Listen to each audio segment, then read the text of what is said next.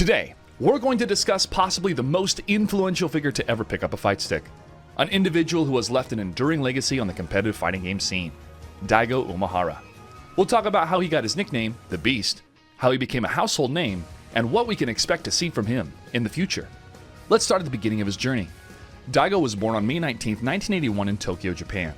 He discovered his passion for fighting games at an early age, about 10 years old, at a local arcade with games like Street Fighter II and Fatal Fury. He attended his national tournament in 1995, taking second place in Vampire Savior, also known as Darkstalkers. Not bad for his first attempt at such a young age.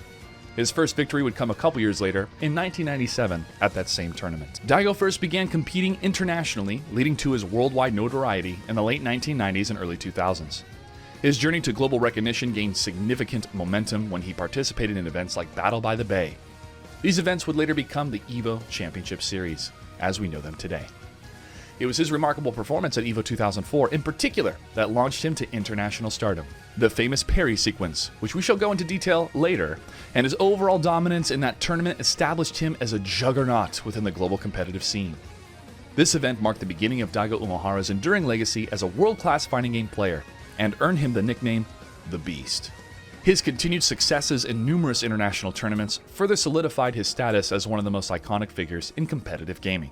Now let's dive into an iconic moment that not only made Daigo a household name in the FGC, but also allowed him to display his ridiculous multitude of skills. EVO Moment 37, also known as the Daigo Parry, took place during the Street Fighter III Third Strike Finals at EVO 2004, against fighting game legend Justin Wong. If you haven't already seen it, let's take a look. Daigo actually angry. Justin's turtle style. Overcome Rao. Now on the verge of putting Daigo down 1-0.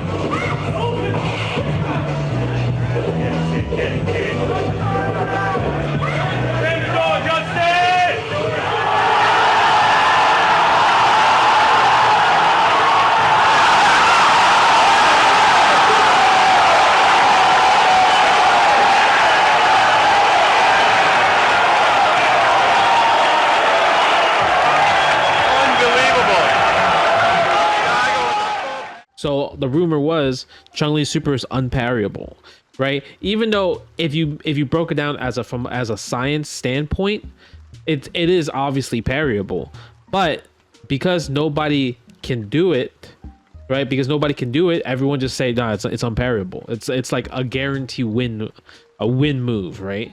So that's the conception of Chun-Li's SA2 back in the day. Daigo's influence extended far beyond his exceptional gameplay. He played a pivotal role in shaping the competitive fighting game scene into what it is today. His consistent presence at international tournaments brought attention to the global appeal of fighting games, helping bridge cultural gaps and uniting players worldwide. As time went on, Daigo Umehara's influence continued to grow. He cemented his status as an ambassador for the fighting game community, fostering a welcoming environment for newcomers while still continuing to push veterans to their limits. Daigo's involvement in mentorship, community events, and content creation demonstrated his commitment to the growth of the scene. His live streaming and social media presence allowed fans to connect with him on a personal level, breaking down the barrier between player and fan. What can we expect the future to hold for Daigo Umehara? One thing is certain, this legend isn't going anywhere. With a high placement in Street Fighter VI at EVO 2023, featuring a record-shattering number of entrants, to becoming the #1 ranked player in the world on their online servers, his resilience and commitment to improvement remain as strong as ever. While the competitive gaming landscape evolves, Daigo's ability to adapt and conquer new challenges sets him apart. We can anticipate that he'll continue to inspire a new generation of players and make his presence felt in tournaments worldwide. Rush punch. Oh, now Daigo threatening again with those focus attacks.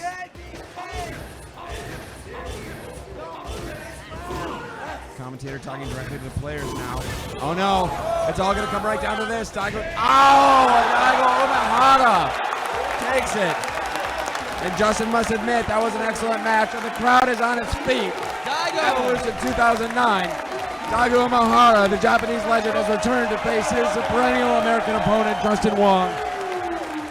As we look ahead, let's remember that Daigo Umehara's legacy is far from over.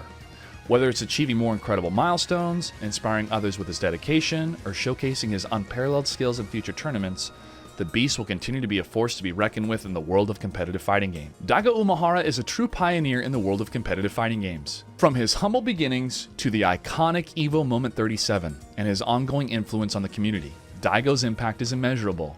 Through skill, determination, and sportsmanship, he not only elevated himself but also elevated the entire community.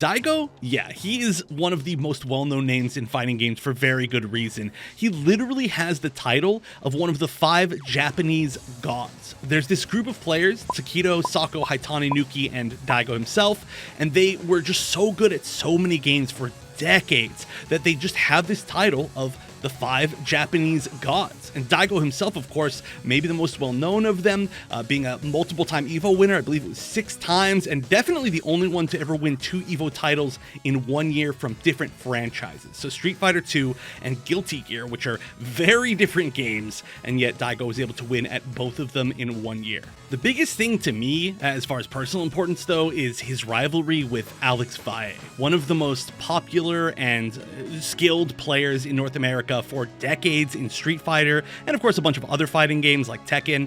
But him and Daigo had this great rivalry. Both of them were really well known for playing Ryu in a lot of different games, and they really just kind of matched each other's styles well, going back and forth over the years. And it was one of the first really big rivalries between the West and the East that you really got a good chance to see as a spectator. Oh boy. Just walking right up to each other. Playing very dangerous games right now. Just walking right up to each other, just basically saying hello. Very dangerous. Oh. Oh. Gotta be Oh. careful. Both. Oh! He's still alive. Yeah, Bai he'll is still be alive, definitely. We've seen Bai with the crazy comebacks already. What does Bai have left in the tank right now? Gotta make a comeback here. Tournament point for Daigo. I mean, sorry, match points. Not tournament yet. Oh! Wow. Just, Man. no, too Looking far. for the ultra. Yeah, just out of range for that to work. That would have been hot. Daigo Umehara just eating up clock right now. Yep, only 9 seconds left. Gotta do something quickly. Oh! Catches him. Oh, man. Daigo! Right down to the end. What a great match. Let's get a round of applause for that. That was a great match. That is definition. That was amazing. Of high-level play right there. That should go. Amazing. That should go into the Street Fighter like school books. So I feel like that really kind of influenced people to be motivated to try and get better, and they could be like, I could be the one who could be representing the US against Japan one day, which I think that kind of crafted how the FGC is today. A lot of regional pride and a lot of really good competition.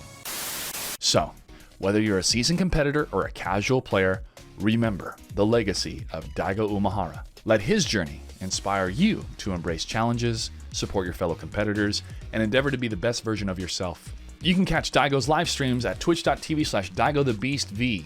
He also wrote a book, The Will to Keep Winning, so be sure to check that out. If you enjoy the video, please leave a like, let us know in the comments below if there's a story you would like us to tell, and make sure to catch future episodes by subscribing. Thank you for joining us today on the channel. Have a good one.